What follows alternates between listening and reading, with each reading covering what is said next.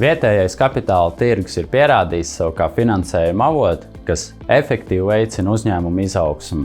Investoriem, uzņēmumiem un arī regulātoram ir nepieciešama skaidra izpratne par to, kur šobrīd atrodamies un kādas lēmumus pieņemt. Signet bankas barometrs ir uz datiem balstīts rīks, kas veicina informētu lēmumu pieņemšanu. Tas parāda kapitāla tirgus stāvokli no vairākām savstarpēji saistītām pusēm, apvienojot 3 galvenos tirgus dzinējspēkus – investoru aktivitāti, emitentu apjomu un informatīvo vidi. Secinājums – vietējā kapitāla tirgus attīstība galvenokārt veicina pieaugošais investoru skaits un tirdzniecības apgrozījums. Tātad investori arvien aktīvāk meklē ieguldījumu iespējas vietējā biržā, un tas nozīmē, ka ir vieta jauniem uzņēmumiem.